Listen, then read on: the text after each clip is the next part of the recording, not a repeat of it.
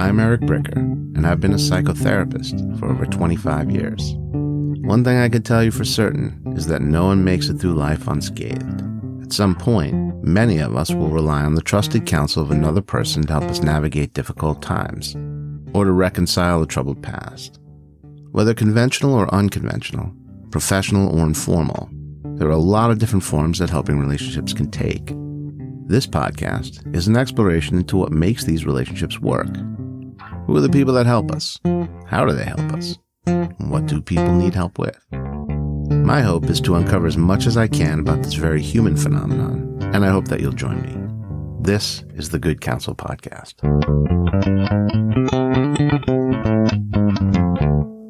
I'm Eric Bricker, and this is the Good Counsel Podcast. I am here today with my good friend, Ryan Mauthe, the Executive Director for Guardian Recovery, the Boca Raton Adolescent Center.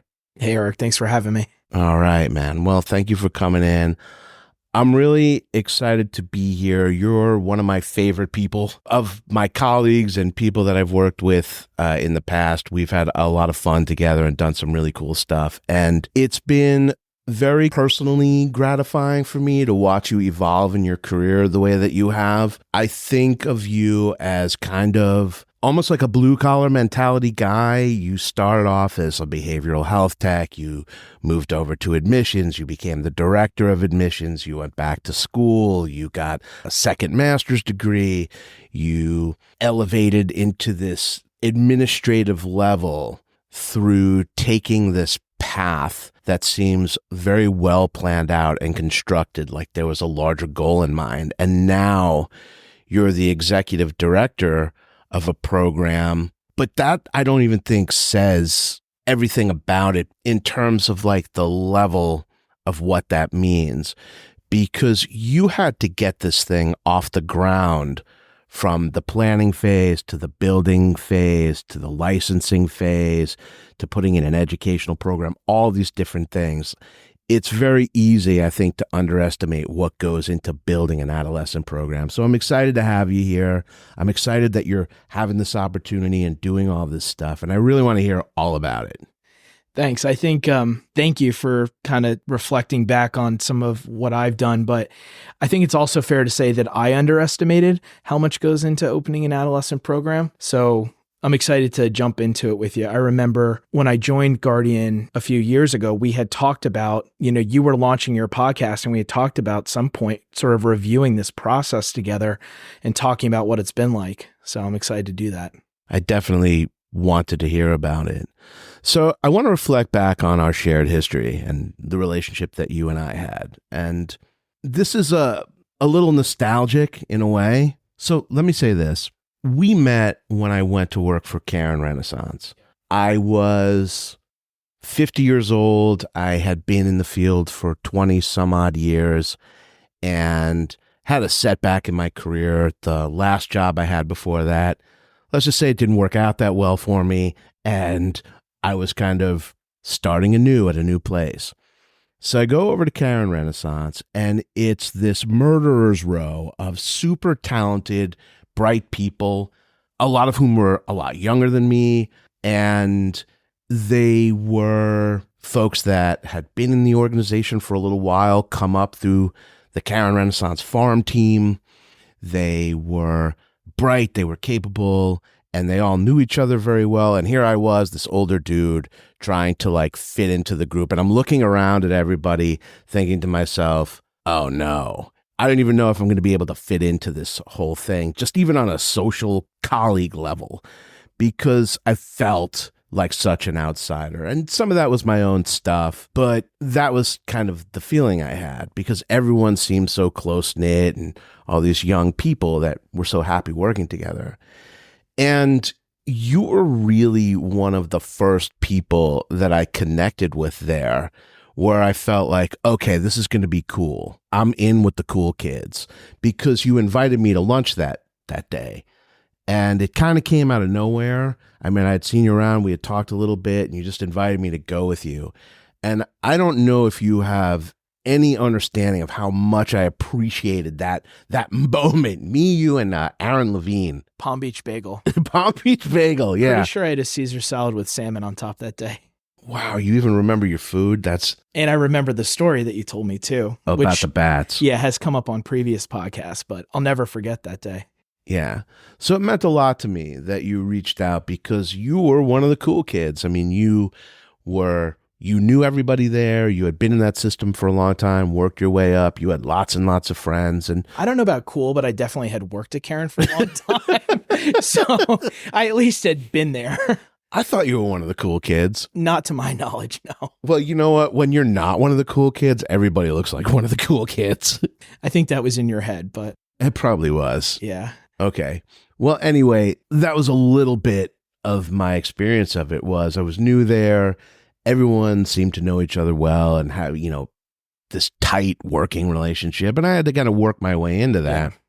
And you were really one of the first people that I connected with on a social level. And once that happened, there were other people that followed. And then I started to really feel like I fit in there and that I had friends there. And I am friends with those people. So it was really cool. And I'll never forget it because I just thought that was sort of a socially generous thing to do, to kind of bring somebody in, because you didn't have to. You had your own stuff going on. You had your own friends there. You didn't. So I appreciate that. I'm glad we became friends, and I don't remember exactly what struck up conversation, probably around like some sheet cake in the kitchen.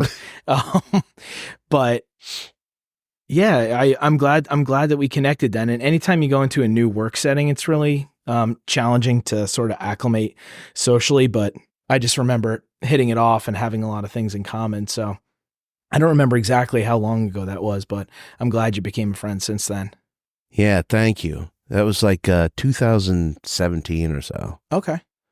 Yeah, it was a rough go. My mom had just passed away. The thing happened at the other job. So being able to kind of start settling in, making friends, it meant a lot to me. Cool, man. Right. I feel like this would have gone a lot better if we had like emotional theme music coming in. Yeah, I don't know what you would have set it to. Something Hallmark, maybe, Chariots of Fire. I don't know how epic this story is, but it definitely needs a backdrop. Like the music that they play in Good Will Hunting. Oh, wow. During the emotional scenes. Yeah, I'm struggling with the intimacy of this conversation. You didn't see that coming. No, I didn't know, but I do appreciate it. Well, I do that a lot, at least in terms of bringing in the shared history I have with people. I've heard you do that. It's kind of a good way to get things started, but that really is the shared history. And and when I say I root for you and I'm so happy for your success, that's kind of why, because you really are that guy. You're that good guy that when you see certain people succeed, you're happy for them because he deserves to be in a place where he's going to get to do something really cool. And it's happening. And he's doing it. And it looks like, at least from my perspective, that it's going really well. I'm really happy about some of the things that I've done the past couple of years. You were mentioning before, like wondering if I had sort of planned this career trajectory. Not a lot of that was really intentional. And sort of some of the opportunities that have come up, particularly in the last couple of years, I felt like just sort of fit together the way they were supposed to.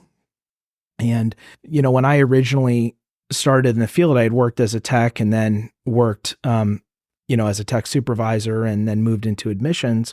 And I had done my undergrad in social work and really had sort of the mind that I was going to become a therapist and that, I really wanted to help people. I had my own journey in recovery and I just felt really connected with the mission.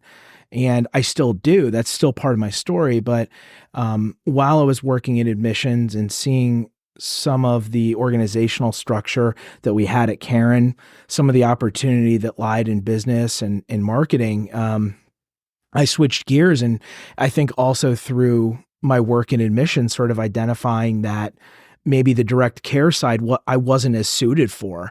And I always looked up to you as a therapist, someone who seemed really calm in the face of a lot of challenging circumstances with families and clients, and knowing that maybe some of my strengths would be elsewhere. So that's what led me to go to business school and then ultimately pursue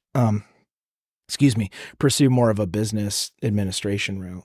Yeah, it seems to have worked out. And that could be a very difficult road to take. I've done some administrative work. I was a clinical director. I did administrative work for the Seminole tribe for 10 years. the business part and the administrative part of behavioral health care is fraught with like all kinds of challenges. When you think about where policy meets culture, meets work responsibilities, interpretations of law, there's so much that has to be considered, and especially managing people. So let me ask you this. I guess we're kind of getting to that part. I wanted to hear what goes into opening an adolescent program in a town like Boca Raton. So I think the first thing when it comes to opening an adolescent program is sort of, and this is where our conversation started, was the population and the need. And, at the time I had been working at Family First. I was a director of admissions for them. And we were seeing a high number of calls for treatment for adolescent girls in Florida and regionally with very few resources available. And so there seemed to be a clear need, and there's even more stuff that's come out recently about just a lack of options in adolescent care, a lack of accessibility. So identifying that need was sort of the first step, and I was talking with Josh and Scott and some of the other people at Guardian about there not being an option for teenage girls. So we knew that we wanted to do that. What goes into it? Part of the first step was identifying the physical location. And we had identified an office that we wanted to renovate and get ready and open as a PHP with housing program. Fortunately, Guardian already had a housing component, which I saw a 16-bed house that was very private and very well maintained that could be an option for the program. But one of the first things was scouting the location. So we had an office that we had planned to renovate and launch our program in, and about a year into the process, we actually decided to get an office that was bigger because we saw a growing demand. We saw that in order to make this program successful, we needed more space for the teenagers.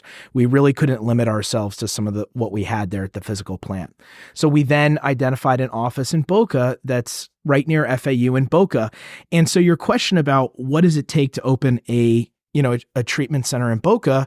Well, we identified a location, and fortunately we're an outpatient level of care. So we were able to open an office there. But I would definitely say that there's challenges associated with working with local municipalities that can be roadblocks in doing that. I don't know if I answered the question, but.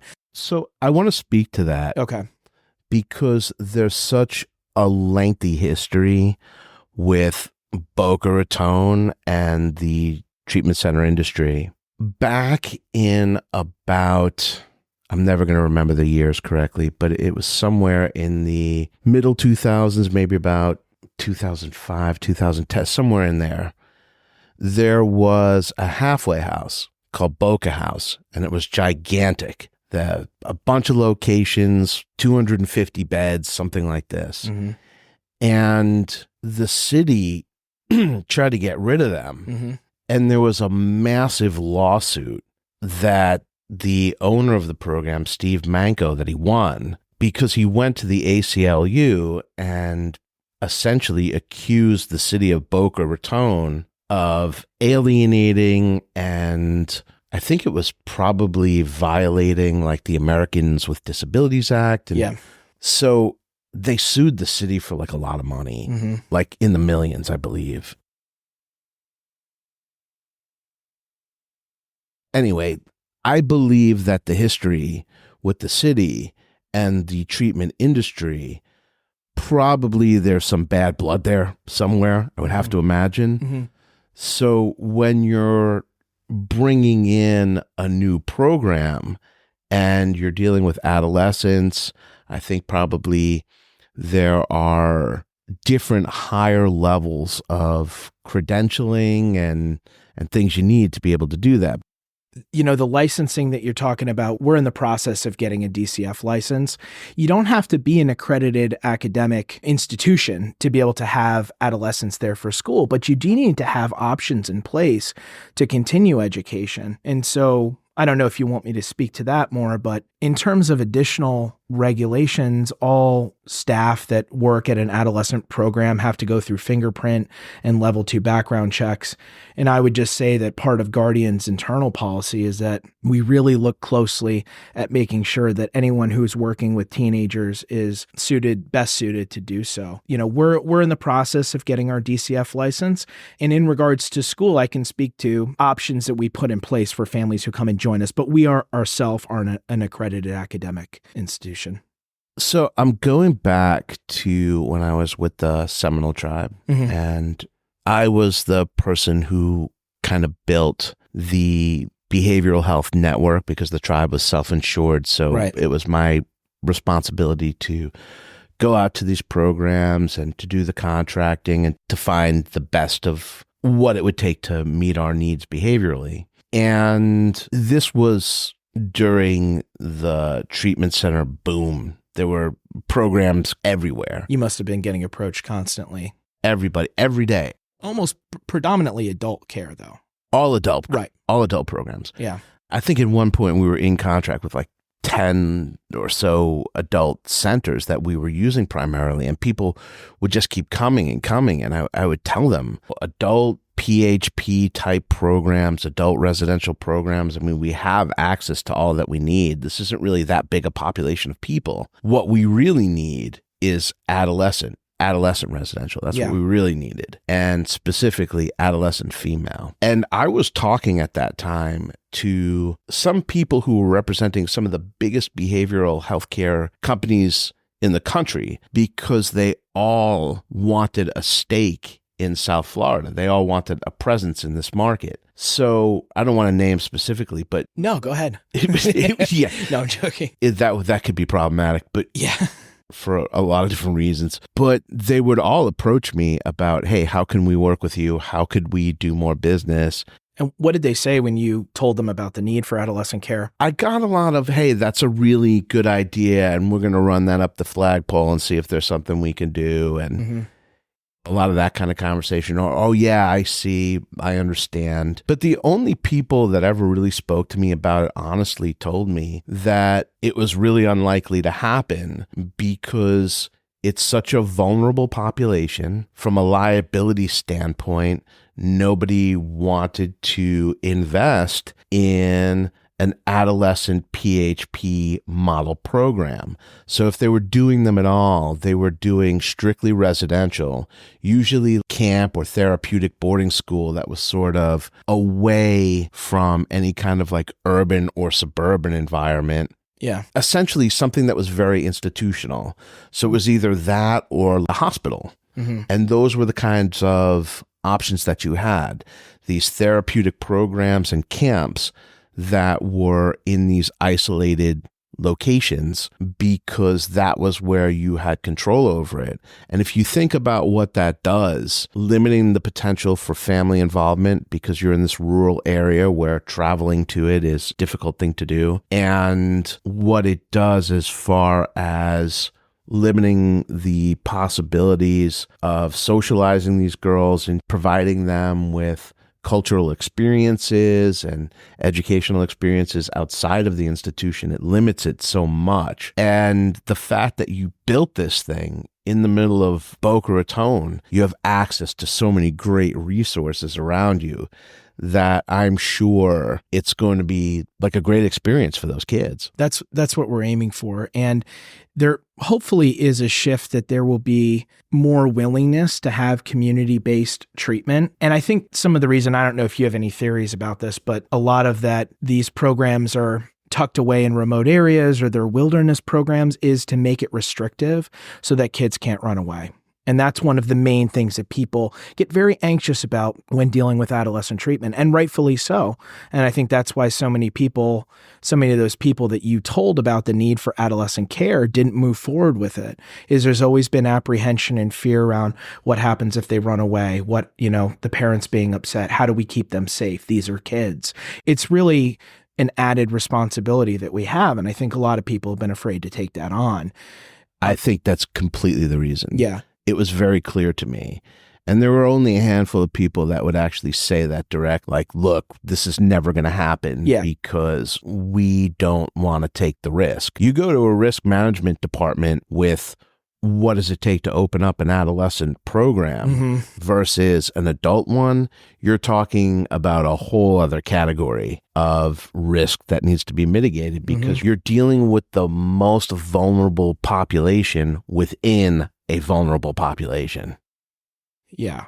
And we have spent, and hopefully we can discuss some of that here, but we have spent painstaking amount of time reviewing physical safety, preventing clients from leaving treatment, how to best do that, how to get the best clinical results and make it still a worthwhile and challenging program. But I've spent a lot of time with our compliance department and quality management, sort of talking through different scenarios. And I joined Guardian because they had such a strong infrastructure already.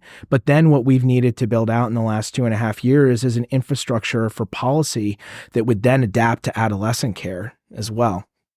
And I think sort of largely that's one of the things that adolescent care hasn't done well in sort of a macro standpoint is we've taken adult care and sort of slap that on and say, okay, bring in teenagers and now let's do the same thing with them. So we've been very intentional about how we're going to mitigate that risk. But when I talk to people in the field and I say, we're opening a program for teenage girls, I'm really excited about it. This is why we're doing it. Most people, if they're being honest, say, oh, good luck.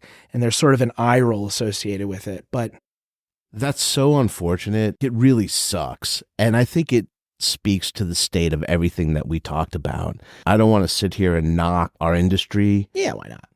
But I'm joking. It's weak. Yeah, it's weak. Because I have a particular bone to pick with that, right? Because I spent years dealing with it where we couldn't get good local adolescent placements for our female clients, where the families could be involved in all those other different things. Because no one was willing to do it. They were always happy to open up another adult program. You know, they were just popping up everywhere like Starbucks because it was easy to do and the risk was low and, you know, the potential to make money was there. And they were even giving people cake pops to come inside the treatment center, so to speak. Yeah, cake pops and proudly serving, right? Yeah. So I really kind of resented it. It caused me to look very differently at our behavioral health community, running up against that for so long and having so few local options. And that's what the passion for me started with it is, and I'll relate this to sort of what came up with me personally too, is I had a daughter 4 years ago, almost 5 now. And so I'm working in adolescent care and getting calls for girls for treatment and talking to parents of teenage girls and some of the scary stuff that they were involved in and the fear. And it started to hit home for me a little bit more that this could be my daughter at some point, there are a lot of people struggling. And the options, what I was seeing is that a lot of teenage girls in Florida were cycling in and out of inpatient psych stabilizations. They were attempting outpatient care, like true intensive outpatient care, or they'd have to go out of state in order to get residential or longer term PHP care. And a lot of times going out of state was cost prohibitive, or it was very scary. And I think rightfully so for parents to travel across the country to California or Montana or Utah with their teenage daughter going somewhere they've never seen before. So you think it would be a little bit weird to send your 15-year-old daughter to a mountain in Utah in the middle of the winter? I could see, I don't want to say it would be weird, but I could see how that could be a little daunting. Daunting. And truthfully, I think the whole process of getting treatment for a teenager is pretty daunting already. It's not widely available. I mean, there's a lot of recent reports and movies sort of looking at the treatment for adolescents, and there being some clear failings in the history of adolescent treatment. So yeah, it just adds to the fear for families. So part of what my mission was with this program was open a place that families could come and see, spend time with, get to know, and create a level of trust for the clients and the families. Because I feel as though that's another gap, and one that I hope we can fill within this space, is that parents don't know what they're getting with adolescent treatment. And so I guess the way that we're answering that is we're inviting anyone who wants to come and see the program to come meet myself and the clinical director, meet the therapist they'd be working with, spend time at both our locations, just have that level of transparency. And then when our clients come for intake, they spend about 2.5 hours, the family does there with us. And that's not only doing that, the tour and initial meeting and then doing the paperwork and all that, but they actually have their first session that day, because it never made sense to me that we have people sometimes traveling, sometimes local, going through this really scary process and then saying, okay, we'll take it from here. We'll call you in a week. So part of what we're doing is we're having treatment start on day one with families. I kind of got on a roll there. I don't remember where we started, but that's part of what we're trying to answer with adolescent care. That sounds exactly like what people need, especially if you're bringing the family in on day one, you're having them participate in some kind of therapeutic interaction. Yeah. They're going to get a taste of what it is that their daughter is going to be experiencing. Mm-hmm. And then once you have the experience, you have the conversations, you feel the safety, you see the skill that the people have, and you're in. I mean, you think about that you guys are on 2nd Avenue in Boca Raton. You're right down the street from the police department. You're a stone's throw from Boca Raton Community Hospital. Right across from Tom Sawyer's,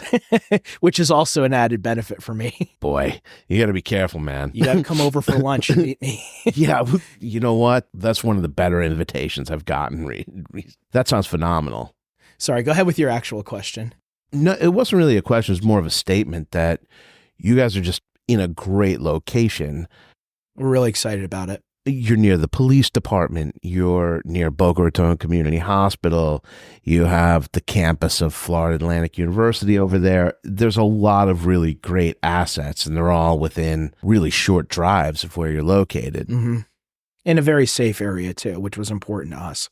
Yeah, definitely. So you really have done it right. And I have to say, bravo to Guardian for being willing to do it. And I think that's the right kind of organization to take something like this on. Yeah. Because they've had a lot of growth over the last, I don't know, however many years, 10 years or whatever that they've been doing this. But they seem to do things, or I should say, you guys seem to do things the right way, because all the programs are sustainable. They have growth. They have good reputations. You kind of do this in different parts of the country. So it seems to me like the right type of company to open something like this and to be able to do it in an effective way. Yeah, I'm really proud of the effort that we put in with the different components of Guardian to make sure that we answer those questions the right way. And you know, we are held to a high standard too. So we're opening this new facility within Guardian, but you know, we'll be measuring our outcomes during and post treatment, at least for a year. It could be longer, and looking at, you know, how are our families experiencing the program? Looking at, we actually have, you know, key performance indicators that, in addition to looking at everything else, to make sure that this program is really the success it's meant to be. But Guardian, we have the infrastructure to do it well. What's the metric for success? How do you measure success in adolescent treatment? I think that's one of the questions we're asking in the field all the time. I mean, for me, the best measure is recidivism.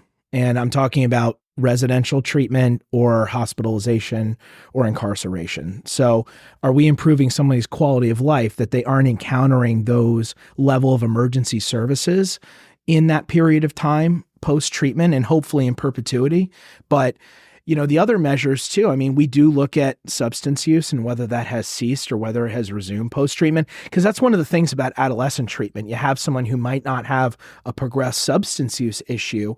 Do you measure sobriety as being one of the outcome measures that you look at? And you absolutely do, because that impacts overall quality of life, but you also do anxiety and depression scales. You also look at self-reported measures of happiness. You look at grades. You look at employment if they start to reach that, you know, in their teenage years. So for me, I'd say though, recidivism is the biggest indicator. And then looking at all those other things to see quality of life. I don't know when a teen leaves us, if their path is for them to be in 12-step recovery for the rest of their life. For many, I have seen teenagers begin that journey. I've actually underestimated the number that were willing and really took to it. but also that can be part of someone's journey, but it might not be. And and it's not for me or another provider to decide that person is an addict or alcoholic. It's really that person to figure out what their own relationship with substances is moving forward. So I think there's a version of that too, although this would be a controversial perspective where go for it. Someone who has a substance use disorder as an adolescent Mm-hmm. and really does benefit from being in 12-step recovery, Mm-hmm. coming out of this life-threatening situation and maintaining an abstinence-based recovery for a number of years. And then as an adult, when you have a greater, more stable self-concept, your own Mm-hmm. sort of disciplines and coping mechanisms, maybe realize that you are not truly a big book version alcoholic, Mm-hmm.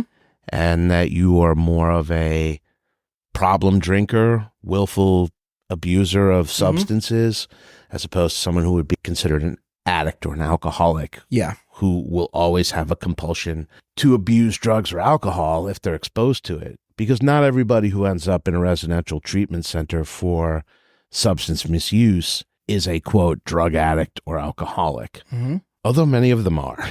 a fair number. But I share your perspective. And I think we don't want to.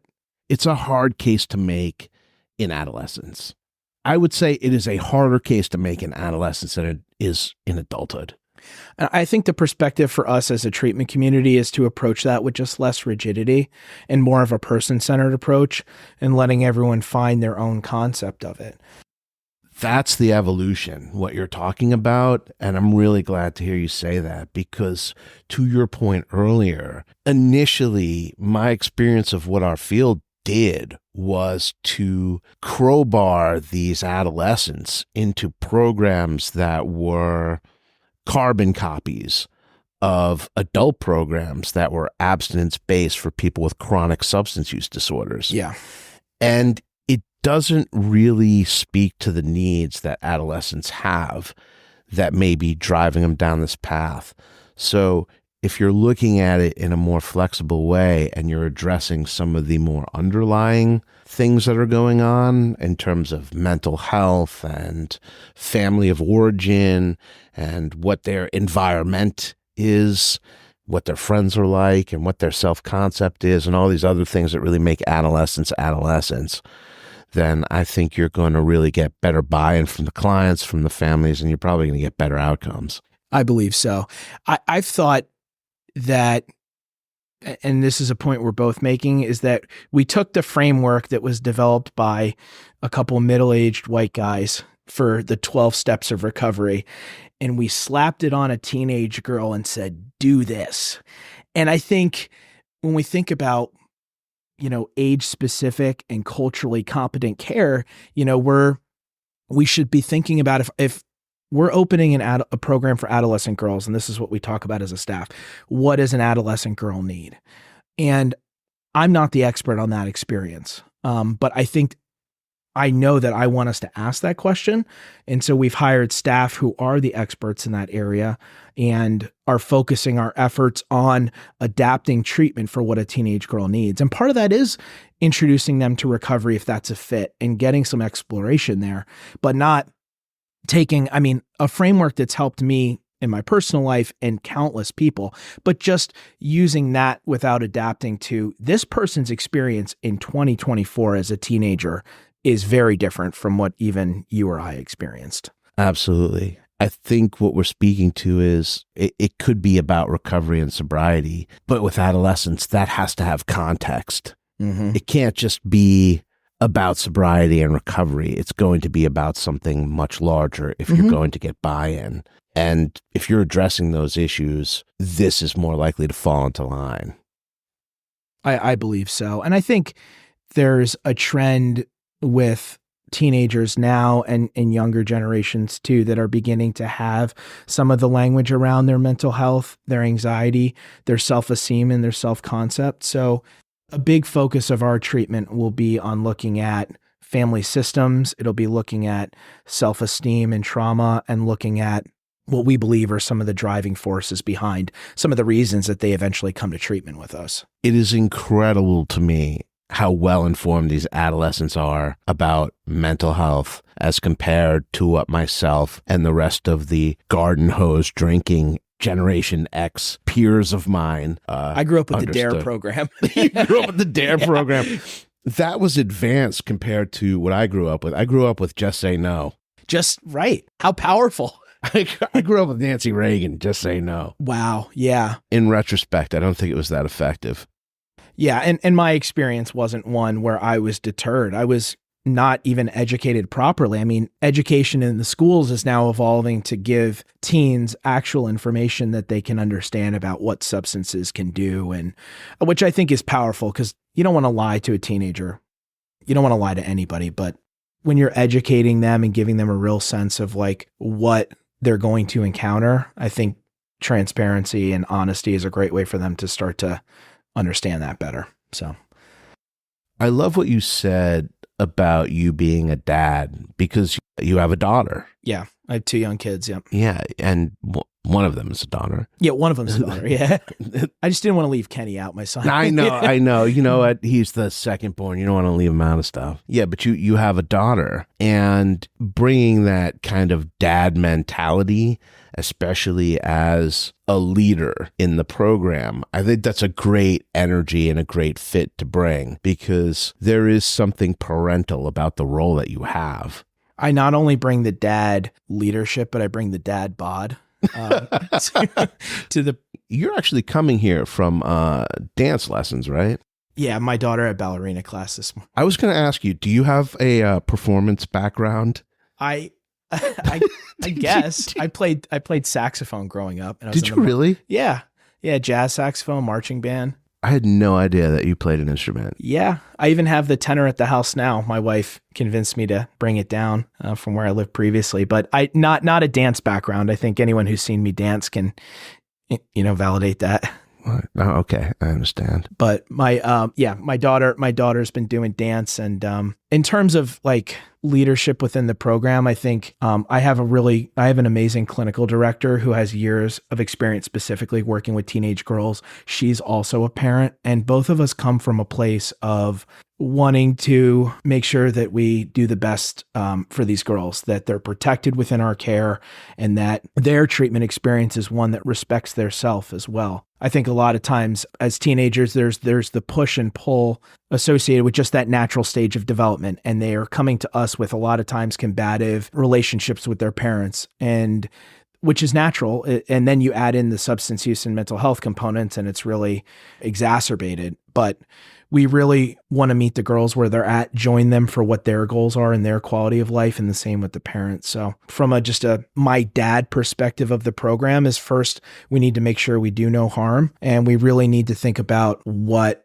that girl needs as part of the equation and taking her voice into account. Because I think a lot of times as adults, teens are used to having decisions made for them and don't always get to be an active participant. So I think it's important to have self-determination for this population. Oh, amazing. Very well said. A lot of words there. Sorry. I like it, though. Okay. It threaded together nicely. Okay. It's a good clip. Okay. Keep that Absolutely. in. I was looking at the website before in my exhaustive research that I do before the guests come in. Exhaustive. Mm-hmm. We're taking a deep dive here at the Counsel Podcast, as always.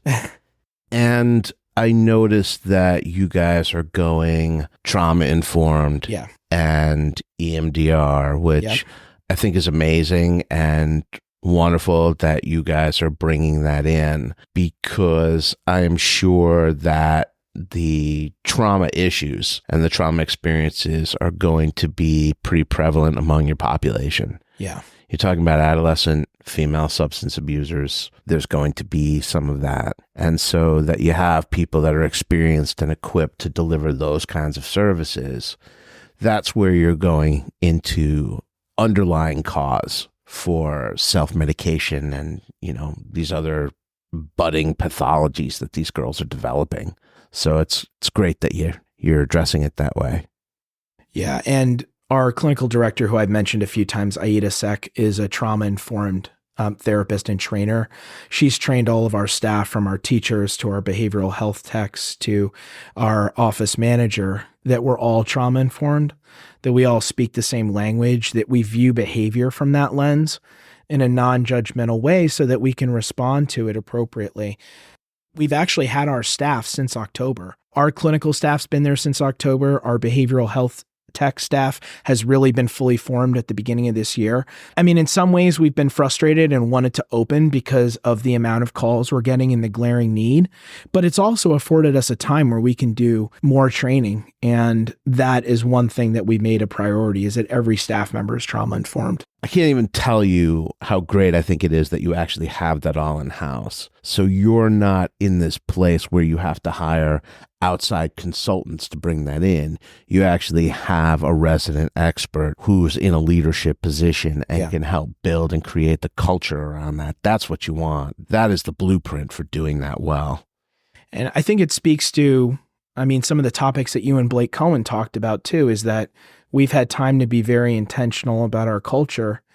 And I think I share a lot of beliefs that Blake has, and he did a much better job at summarizing them than I will. But part of what we talk about is caring for our staff, because a regulated staff and a staff who is grounded and prepared to deal with all of the chaos and pain that we are going to encounter will provide the best experience for those girls, that we can meet them from a place of being regulated and safe ourselves. And if we have trust among the staff and communication, and we know that we need to take care of each other, they will feel that. Because I think there's just something, I don't know what the right word for it is, but something that you can feel.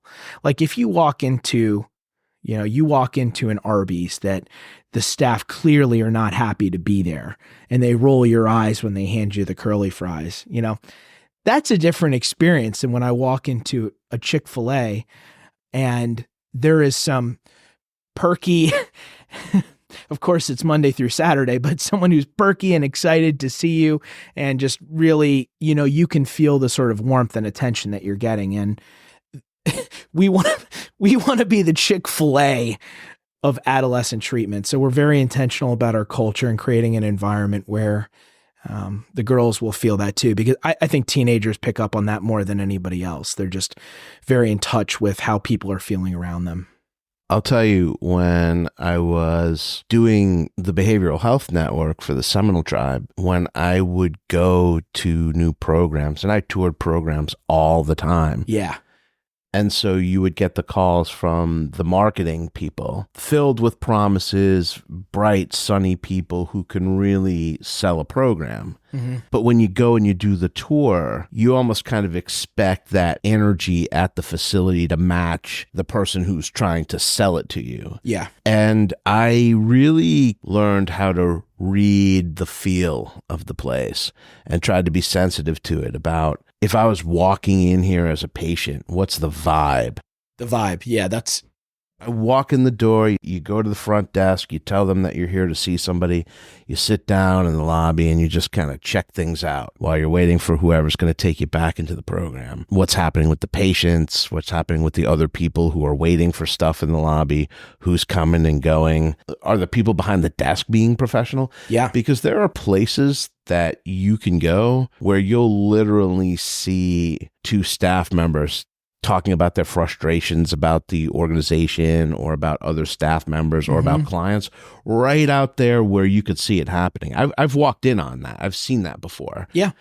And you get this feeling that, one, people are not professional, and two, there's probably a lot of really unhappy people working here. And immediately you feel that this is not a happy place. And, you're walking down hallways of unsmiling people who are not interested in meeting whoever the guy is that's touring the place. They got stuff to do. They're in a hurry. The Arby's of treatment centers. Yeah. Yeah. They're just trying to get the meat out, Yeah. And you look around and you say, oh boy, this is not a welcoming environment. You summarize it very well, and that's what we paid a lot of attention to, is that every staff member shares the same principles and the same passion for what we're doing. Well, I feel like with adolescents especially, they see everything. Yeah. And a lot of them have that hyper-vigilant thing where they're constantly scanning and reading their environments, especially if they come from a lot of dysfunction. Yeah. They're always reading who's in what kind of mood and what's about to go down in our house. Mm-hmm. So I think bringing that mentality into a new environment of mistrust and fear, you almost have to expect that, where they're going to be doing a lot of scanning in order to actually believe that this is different. Yeah. And I'm going to be safe here. And these people are really actually interested in me and care about what's going on. And a lot goes into creating that. You got to be consistently projecting that out to the clients of the program. Yeah. Well, I think it's important. I think first steps, I think they're really important. And that's part of what I enjoyed working in admissions, was meeting the family at the point of crisis and being a safe place for them, helping introduce them to the program. And then now the part that I have more impact on too is making sure that their experience matches up with what I've been talking to them about. So, no, that's great. And obviously very intentional. I think there's something else innovative that I haven't touched on yet. Yeah, let's hear it. And it's this concept of having adolescent detox. And so, there are very few options outside of hospitals where teenagers can go to get detoxed. Do you have that here? We don't have that in Florida, but we've opened a New Jersey location. The New Jersey program. Yeah, that's our Mauthe Adolescent program. And that's a full detox and residential program just outside New York City that can do admissions 24 hours a day. And then it's handled at a private facility versus going into a big hospital system. And also some of the things that can be challenging with that. So within our field with adolescents, the majority of teens that come into care don't need that. They don't meet the level where they need a medical detox or a taper or observation 24 hours a day. Their substance use acuity just hasn't reached that point. But as we're seeing higher number of fentanyl overdoses and use and the escalating severity of substance use, we felt like this was an unanswered question. And so our Mauthe Adolescent program is a first step for teens who are going into care. And if they need detox, they're right next to a nursing station. They have 24-hour care. They have a doctor medically supervising the detox, and then we help them with further treatment planning. So we're really excited that our teens coming into, our girls program in Florida, if they need that, they can go there if they're coming from the Northeast. But for other programs who need that service too, you don't have to come to us for a full continuum, but we can offer something where you don't have to go to a hospital system and have the family hounding a social worker for records. But a lot of Guardian's business and what we've done so well has been building adult detox programs. So seeing the need now as we've opened this program that does that. Now that's incredible. And to my point of what we were talking about community needs and them going unaddressed in behavioral health care, that was another one, adolescent detox, because there definitely is a subpopulation of adolescent that requires that. And I think it's more so now. You have young people progressing into alcoholism at young ages. I think other substances, and definitely opioids, where being fully detoxed before going into a residential environment is a necessity. And there aren't a lot of places to do that, and all for the same reasons. Because if you think no one wanted to touch adolescent treatment, nobody wanted anything to do with adolescent detox. So another bold move in terms of being, I would say, forward thinking in terms of meeting the needs of the community and the population. I'm excited that we're doing it. And I think no, that's incredible that you guys are doing that. And you think about it like these clients are out there, and if there aren't options for them, they're at home or they're getting options that aren't adequately meeting that. Yeah, they're going into the adolescent CSU. Right. And options that really aren't equipped or suited for what they need, or might not even be a trauma-informed experience. I mean, going into a hospital, or you could end up in a children's psych unit, are just not places that I want as a first step for people. So I guess part of my point too is, we're not scared to jump in and do this and be really comprehensive about how we're offering care for teens. And these people are, if not us, I mean, these people still need care, and these teenagers still need better access to care. So it's really important that we continue to expand these offerings. Something I'm excited about. I guess the word that comes to mind is innovating adolescent care. And it's awesome because I think it's really such a need for the community and the population. And if you guys, continue to be successful building these models, hopefully other people will follow suit and we can actually meet the needs of all these young people. And there's definitely more people that are entering that market as well. So it'll be exciting to see what comes the next couple of years. No, that's terrific. Well, Ryan, thank you so much for coming in here and sharing with me and the audience about these things. I think this was a good one. Thanks for having me, Eric. So if somebody wanted to find out more about the programs, how do we do that? So if anyone gets in touch with you, I'm always happy to talk to a family if it's us or somebody else that needs support. But we also have the Guardian Recovery website. And then we have a subset on there for the Boca Raton Adolescent Center.